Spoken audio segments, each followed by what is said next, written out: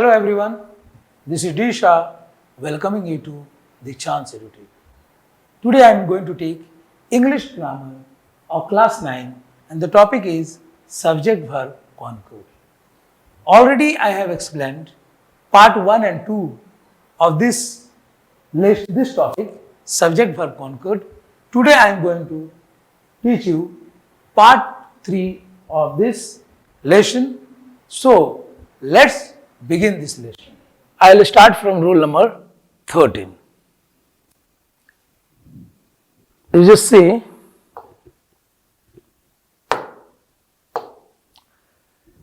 indefinite pronouns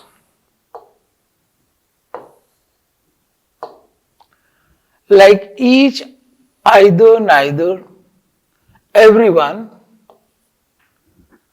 everybody, anyone, anybody, nobody, somebody, someone, no one are singular and require a singular verb.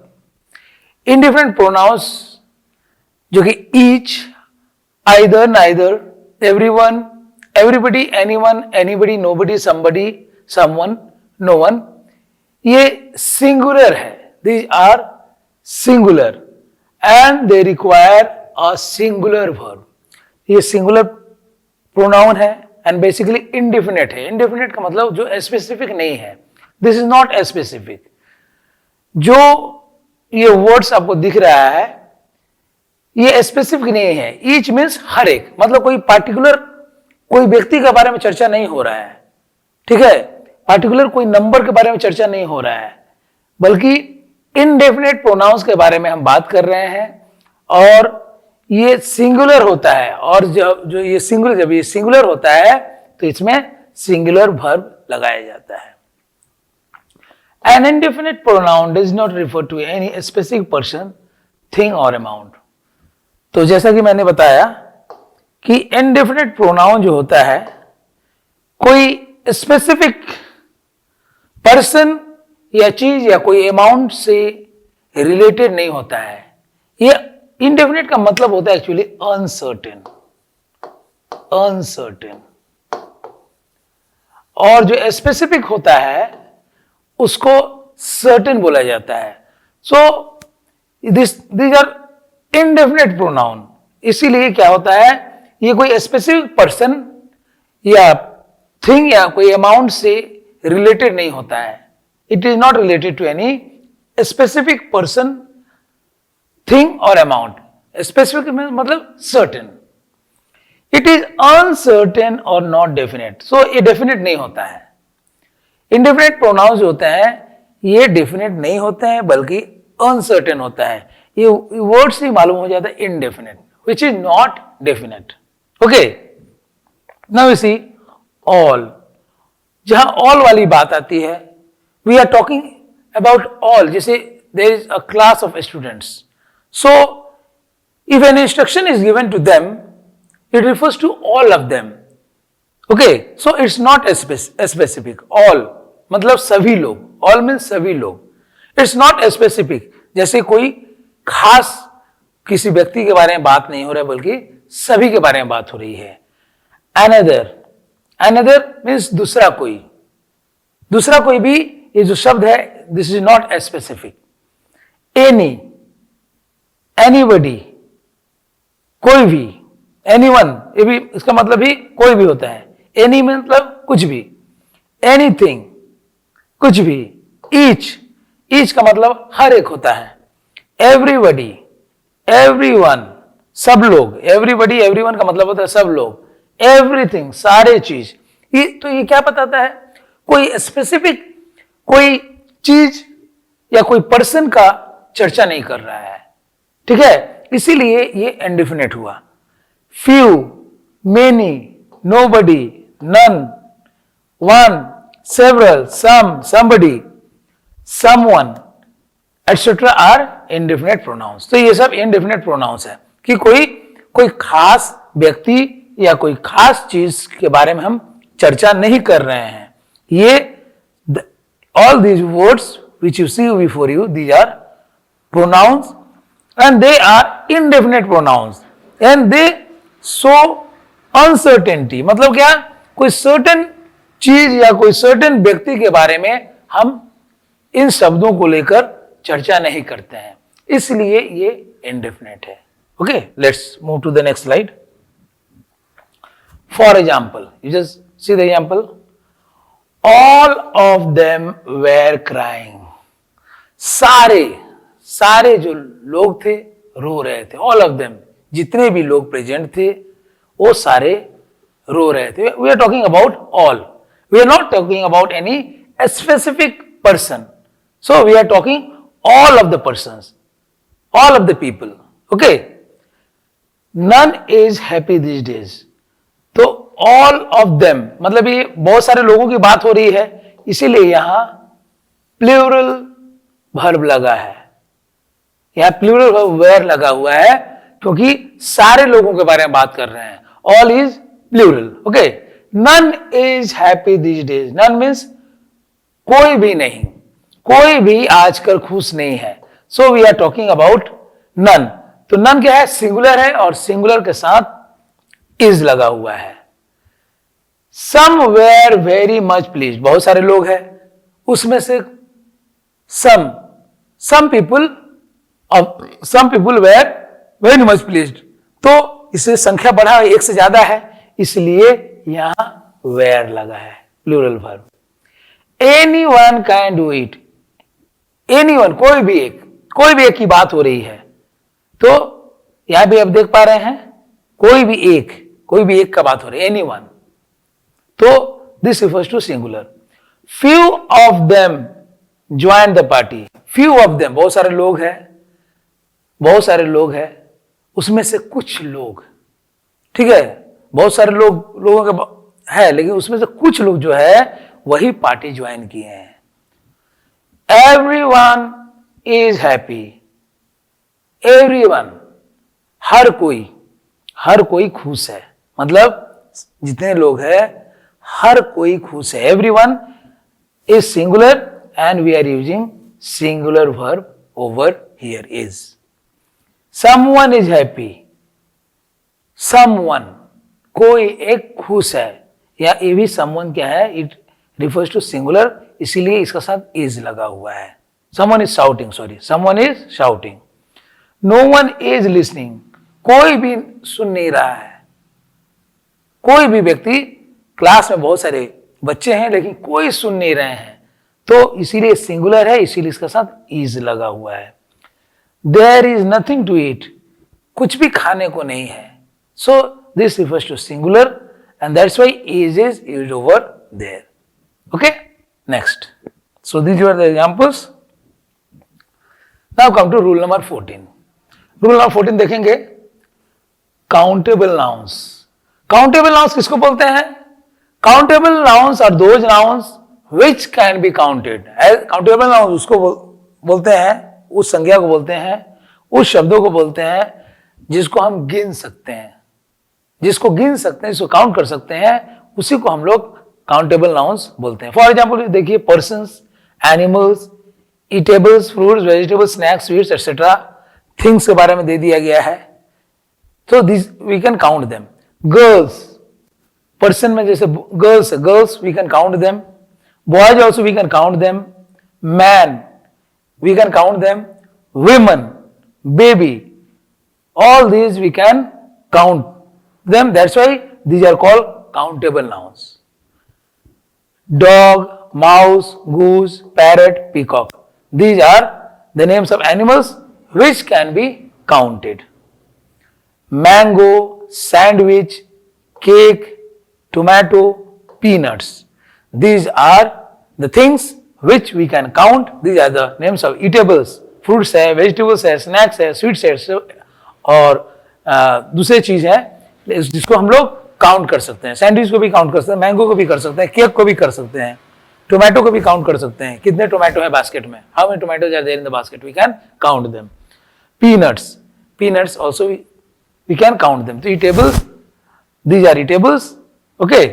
Then things, coin, plate, glass, fork, table, all these can be counted. That's why these are known as countable nouns. Okay, next. Now uncountable nouns के बारे में फिर से आप जानेंगे। Uncountable nouns can not be counted.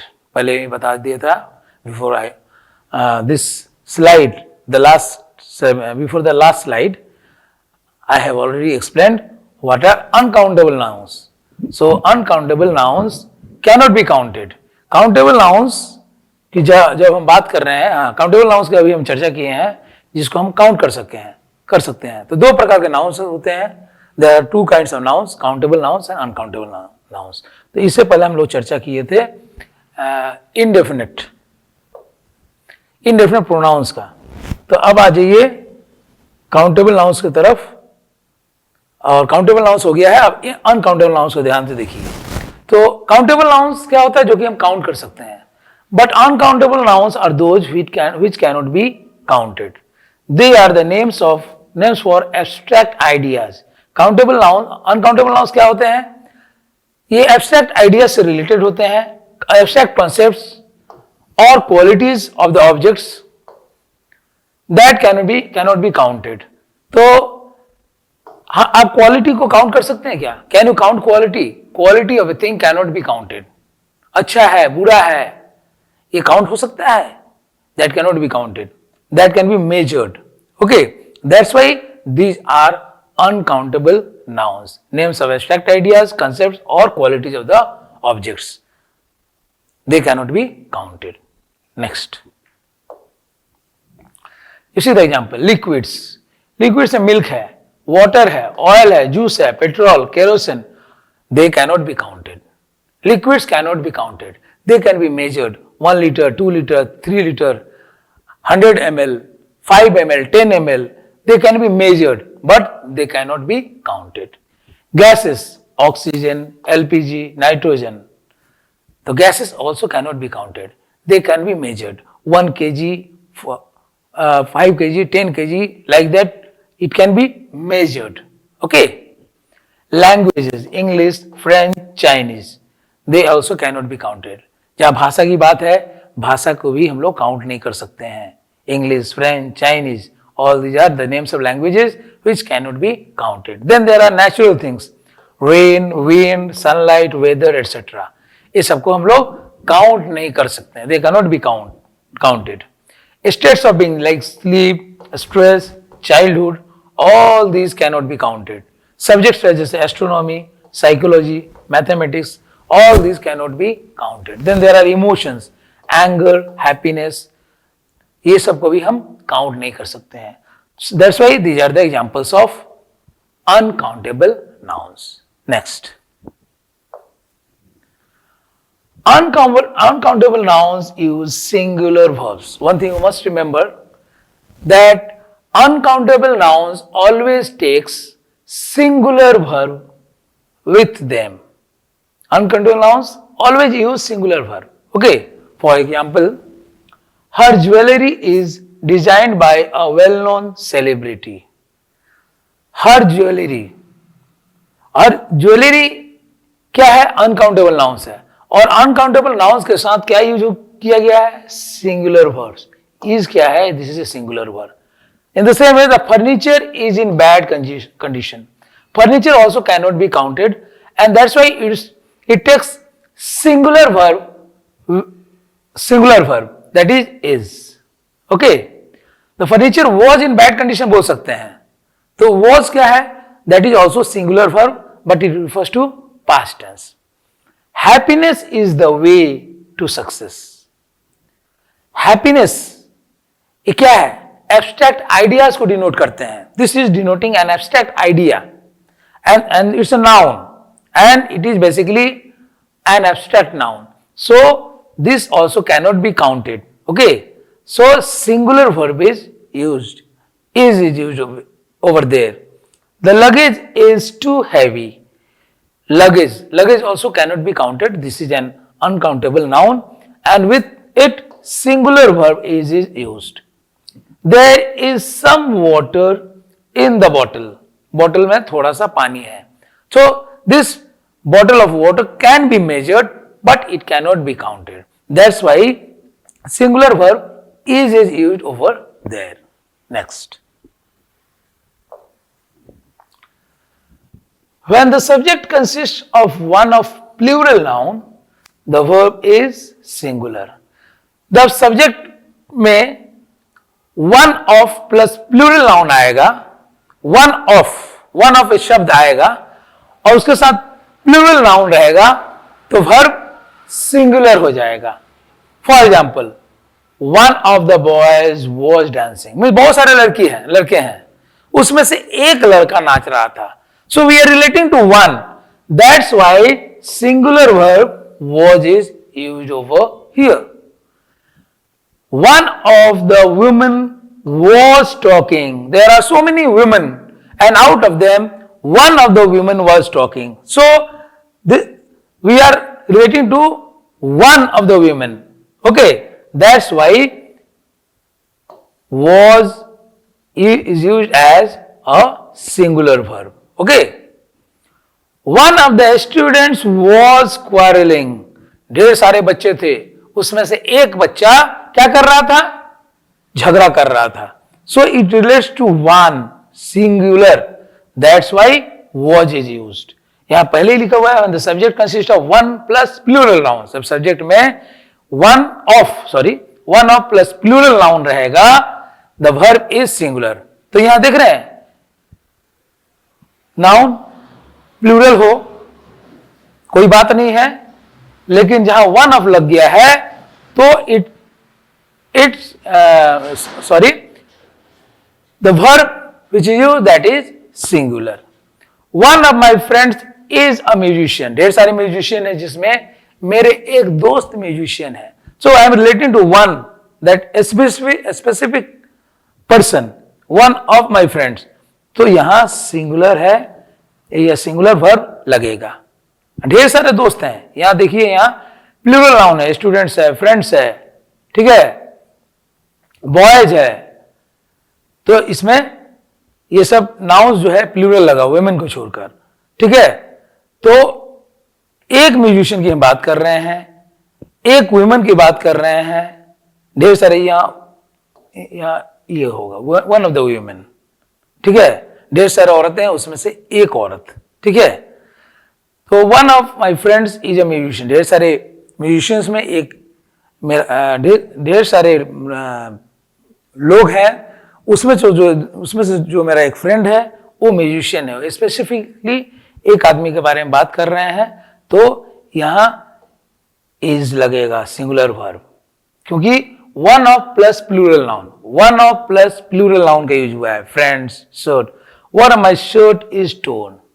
Shirt नहीं होगा, shirt ही होगा. One of my shirt is tone.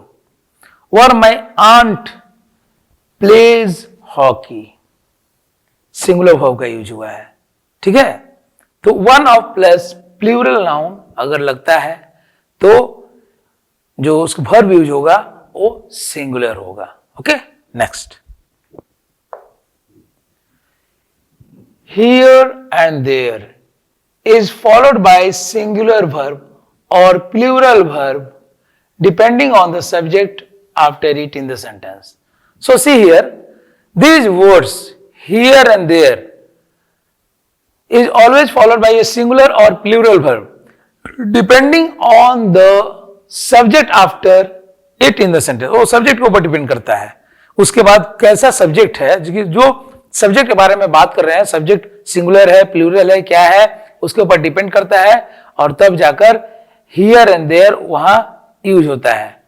ठीक है, तो हियर और देयर ये देखिए वर्ब से पहले लगा है, ये ऑक्सिलरी वर्ब से पहले लगता है. तो here and there is followed by, means here and there के बाद क्या लगता है? सिंगुलर वर्ब या प्लूरल वर्ब लगता है. वो सब्जेक्ट के ऊपर डिपेंड करता है, जिस प्रकार से सब्जेक्ट का यूज होता है उसी प्रकार वर्ब का यूज होता है. Just you see, there is no car in the park. I am talking about single car. There is no car, कोई भी कार वहां नहीं है पार्क में, तो इसमें सिंगुलर वर्ब इज लगता है. देयर आर नो कार्स, कोई भी कारें दिखाई देने, गाड़ियां नहीं दिखाई दे रहे पार्क में. पहले वाला में कोई भी गाड़ी, एक से बात था. देयर आर नो कार्स मतलब कोई भी कार्स नहीं दिखाई दे रहे हैं, इसीलिए यहां आर लगा, क्योंकि this is plural, subject is plural, so here plural verb is used. There are 80 buses, यहां भी देखिए आर लगा है, यहां प्लूरल वर्ब लगा है क्योंकि हम बसेस की बात कर रहे हैं, 80 बस मतलब एक से ज्यादा बस है। तो हम यहां क्या देख रहे हैं, सब्जेक्ट प्लूरल है तो प्लूरल वर्ब लगा है, सब्जेक्ट अगर सिंगुलर है तो सिंगुलर वर्ब लगा है। ध्यान से देखिए, देयर इज वन गर्ल, एक लड़की की बात कर रहे हैं, गर्ल नॉट गर्ल्स, तो इसीलिए यहां इज लगा है। अगर यहां रहता मेनी गर्ल्स या मेनी गर्ल्स होता तो यहां देयर आर लग जाता, there are many girls in the room. There is no departmental store in the market, market में कोई भी डिपार्टमेंटल स्टोर नहीं है, एक डिपार्टमेंटल स्टोर की बात कर रहे हैं, इसीलिए यहां इज लगेगा। There were no people in the stadium, stadium की बात हो रही है, पीपल का मतलब ढेर सारे लोग, तो ढेर सारे लोगों की जब बात होती है, कोई भी लोग नहीं है, लोग बोलने से, पीपल बोलने से प्लूरल वर्ड है, इसीलिए इसका साथ वेयर लगा हुआ है, प्लूरल वर्ब लगा हुआ है। I think it's getting clear. Now next, tell him I am here, इस शब्द को देखिए, इस सेंटेंस को देखिए, टेल हिम उसे बताओ आई एम हियर, आई के साथ एम का यूज हुआ है और उसके साथ हियर देखिए बाद में लास्ट में लगा है, इस सेंटेंस का आखिर में हियर लगा है। Tell him I am here, here is the ball, I के साथ आर नहीं लग सकता है, ठीक है, हियर इज द बॉल, हम एक बॉल की बात कर रहे हैं इसीलिए इज लगा हुआ है। हियर आर द पेपर्स, एक से ज्यादा पेपर्स की बात कर रहे हैं, I am talking about more than one papers, that's why plural verb is used over here. Here are the clothes I bought yesterday, किस क्लॉथ्स की बात कर रहे हैं, कितने क्लॉथ्स की बात कर रहे हैं, एक से ज्यादा कपड़े की, इसीलिए यहां प्लूरल, यहां सब्जेक्ट है तो यहां प्लूरल वर्ब लगेगा। You are here again, you के साथ, यू क्या रिप्रेजेंट करता है, ये सिंगुलर भी करता है प्लूरल भी करता है, तो सिंगुलर के साथ भी डिपेंड करता है सब्जेक्ट के ऊपर, तो यू के साथ एम या इज नहीं लग सकता है, ये रूल है कि यू के साथ आर लगेगा, यू सिंगुलर हो या प्लूरल हो, फिर भी हम बात कर रहे हैं you are here again, singular की बात कर रहे हैं। ही इज हियर अगेन, ये सिंगुलर सब्जेक्ट है, ये प्रोनाउन है जो कि सिंगुलर सब्जेक्ट है, इसीलिए इसका साथ सिंगुलर वर्ब यूज हुआ है। Here is the shop I was looking for, तो एक दुकान की बात हो रही है, I am talking about one shop, that's why singular verb is used. Okay, next, the expression the number uses a singular verb and the expression a number uses a plural verb. ये जो expression है the number, हम जहां the number की बात करते हैं वहां हम यूज करते हैं singular verb, and where we use the sentence with a number, a number से हम जब डिनोट करते हैं सेंटेंस को तो वहां पर प्लूरल वर्ब लगता है। अब देखिए, the number of people living in the area has increased, the number of people in the area has increased, number of people जो एरिया में रहते हैं वो बढ़ा है। हम क्या पढ़ते हैं, नंबर ऑफ पीपल मतलब स्पेसिफिक नंबर, क्या नंबर ऑफ पीपल क्या हुआ, this denotes to one thing, हाँ लोगों का एक समूह से डिनोटेड है, इसीलिए हैज का यूज हो रहा है, सिंगुलर वर्ब का यहां यूज हो रहा है।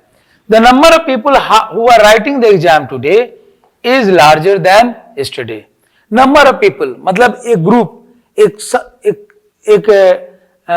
संख्या के आदमी है, इतने ढेर सारे लोगों की बात हो रही है, specific, who are writing the exam today is larger than yesterday, तो यहाँ आर का यूज हुआ है, ढेर सारे लोग हैं जो कि एग्जाम लिख रहे हैं, तो उनका संख्या जो है कल से ज्यादा है, इसीलिए इज का यूज हुआ है, because this group refers to a specific group, that's why is used over here. The number of people we need for this work is 20. इस काम के लिए जितने संख्या के व्यक्तियों की जरूरत है वो कितने हैं? 20. यहाँ is का प्रयोग होगा. The number of death toll in the accident is 20. यहाँ भी is का प्रयोग हुआ है. तो आप देख पा रहे हैं एक्सप्रेशन को. Now you see, we'll go to a number of. A number of का जहां बात है, a number of farmers are going in the agriculture fair. A number of, जहां मैं बोला था पहले ही कि the number of, जहां the number की बात होता है वहां यहां सिंगुलर वर्ब का यूज हुआ है. ये नहीं है, ये तो ऐसा सेंटेंस का सेंस बनता है इसीलिए आर का यूज हुआ. लेकिन बेसिकली हैज, इज, ये सिंगुलर वर्ब को डिनोट करता है. द नंबर, ये नंबर क्या होता है? ये प्लूरल वर्ब को डिनोट करता है. A number of, a number of farmers are going in the agriculture fair. A number of मतलब ए नंबर हो गया, ये ढेर सारे से रिलेटेड है. वो क्या था पहले वाला में? द नंबर ऑफ मतलब कि पार्टिकुलर ग्रुप से रिलेटेड था, इसीलिए उसमें सिंगुलर वर्ब का यूज हुआ है. But this is not refer to any particular group. ठीक है. ए नंबर ऑफ फार्मर्स माने ढेर संख्या में जो फार्मर्स की बात कर रहे हैं जो कि एग्रीकल्चर फेयर में जा रहे हैं, तो इसीलिए यहाँ प्लूरल वर्ब यूज होता है. A number of people have started the test. This also refers to plural, that's why plural verb is used. A number of students, this also refers to plural, that's why are as a plural verb is used over here.